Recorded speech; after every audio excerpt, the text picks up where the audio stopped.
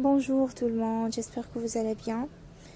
J'ai décidé de faire ce cours d'immunologie pour les étudiants de baccalauréat car j'ai déjà étudié ce cours-là pendant mon bac car j'ai passé un bac SVT et aussi pendant mon cursus.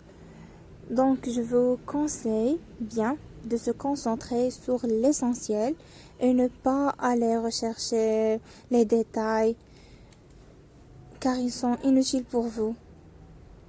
Voilà le plan de cours qu'on va suivre ensemble. On va tout d'abord commencer avec une définition d'immunologie, ensuite aborder la notion de soi et le non-soi. Ensuite,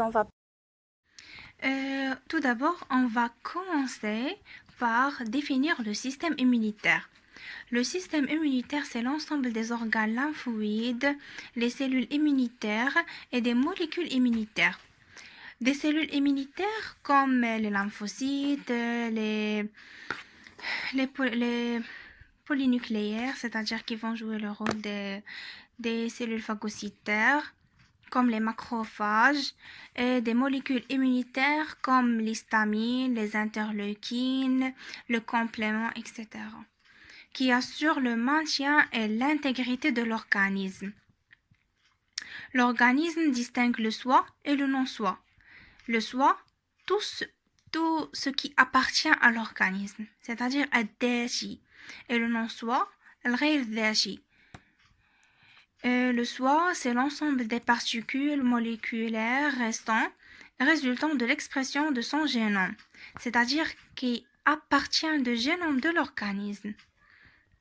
Et le non-soi, tout ce qui entraîne une réaction de la part de l'organisme. Il peut être un microbe, les microbes, c'est-à-dire tous les micro-organismes, comme les virus, les bactéries, les champignons, les protozoaires, etc. Une toxine, c'est une substance toxique sécrétée par les bactéries. Un organe greffé, c'est-à-dire qui n'appartient pas à l'organisme, il provient d'un autre donneur de greffe. Ou bien une cellule infectée, par exemple une cellule cancéreuse, le soi modifié.